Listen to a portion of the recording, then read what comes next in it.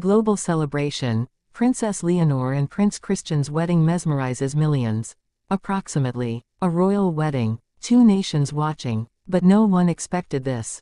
When Spain's golden heir and Denmark's beloved prince said, "I do," the world didn't just celebrate. It fell silent. Then gasped in awe. Because this wasn't just a union of love.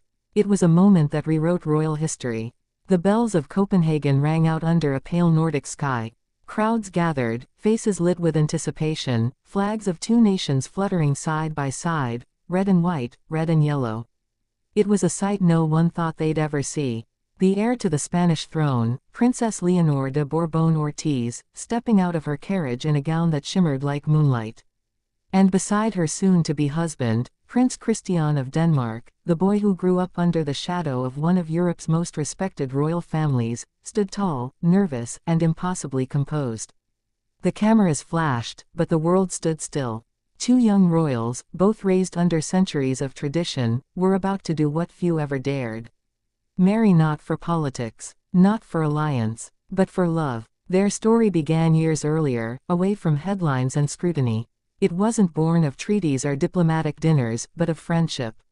When Princess Leonor visited Copenhagen for a cultural summit in 2023, no one noticed the glances exchanged between the Spanish crown princess and Denmark's future king. Yet behind palace walls, something gentle took root, a shared curiosity, a quiet connection.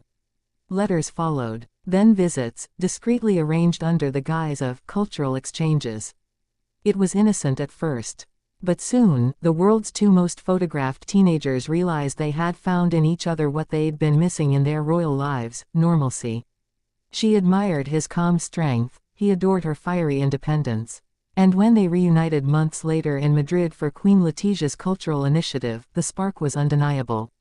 Still, their families watched closely. Royal love stories, after all, have never been free of scrutiny. Inside Zarzuela Palace, whispers grew. Could the heir to Spain truly choose love over diplomacy? Some advisors warned Leonor that marriage across borders might complicate Spain's constitutional monarchy. Others saw opportunity, a bridge between nations, a renewal of Europe's royal alliances in a modern age. Meanwhile, in Copenhagen, Queen Mary and Crown Prince Frederik were equally cautious. They knew the world of press storms and expectations better than anyone. But they saw in their son's eyes something rare: certainty. In quiet family meetings, both monarchies agreed. If love could unite them, perhaps it could unite people, too. On the morning of the wedding, Madrid streets fell silent. In Denmark, families huddled around screens, royal flags draped across balconies.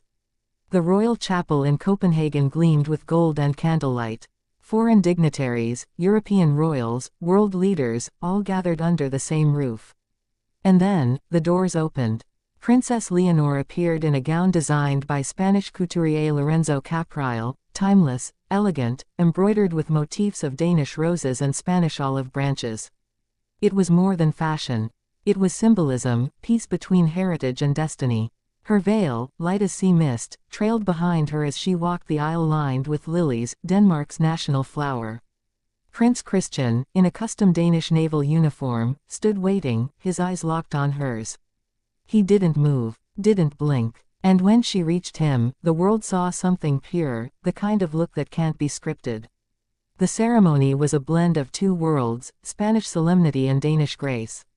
Vows exchanged in two languages, promising faith, duty, and devotion. When they said, "Si, quiero," and "Ja, jeg vil," millions watching across Europe erupted in tears. It wasn't just a royal wedding. It was history reimagined, a moment that blurred the line between monarchy and humanity. Even the usually reserved King Felipe VI was seen dabbing his eyes.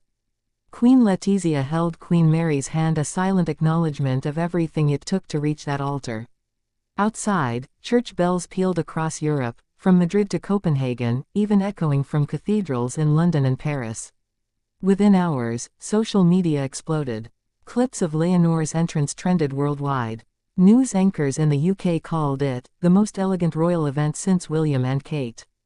In Spain, the front pages read, "La Reina del Futuro se casa por amor." In Denmark, headlines hailed it as Et nyt kapitel I kongelig history, a new chapter in royal history. Fans across the globe lit up social platforms with heartfelt tributes. From Latin America to Australia, people were united in fascination and emotion. It wasn't politics that united them.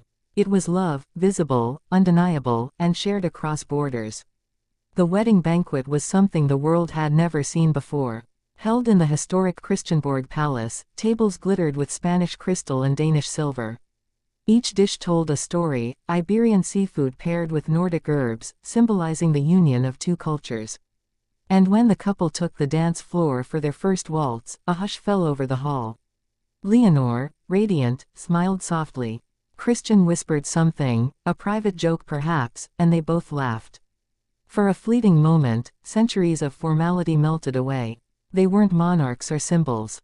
Just two young people in love. Later, palace insiders revealed the private moments that followed. The couple reportedly spent their first evening as husband and wife looking out over Copenhagen harbor, reflecting on the crowd that had cheered them on. They knew this was just the beginning. Because unlike fairy tales, this story didn't end at, I do. For Leonor, a future queen, balancing love and duty would be her greatest challenge. For Christian, standing beside her meant stepping into the global spotlight with grace. Together, they would carry not only two crowns, but two nations' hopes. As days passed, the world continued to talk. Tourism in both Spain and Denmark surged. Schools taught lessons on European unity through royal ties. And for the first time in decades, younger generations began to see royalty not as distant figures, but as symbols of compassion, authenticity, and change. In speeches following the wedding, King Felipe and Queen Margrethe spoke of unity, courage, and renewal. And when Leonor and Christian appeared hand in hand on the palace balcony, the roar of the crowd said it all. Love, genuine, unfiltered love, had become the most powerful diplomatic tool of all. The story of Princess Leonor and Prince Christian isn't about crowns or titles. It's about two hearts daring to cross boundaries, about the courage to love in a world that demands perfection. Their wedding wasn't just a royal event. It was a global mirror, reflecting what humanity still believes in. That love, when true, can heal, unite, and inspire millions. And as night fell over Copenhagen, fireworks lit up the sky, red for Spain, white for Denmark, blending into gold. The symbol of a shared destiny. A love story that began quietly, and ended by mesmerizing the world. Two nations, one love. An entire world watching in awe.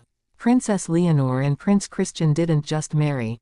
They reminded humanity what love, grace, and destiny truly look like.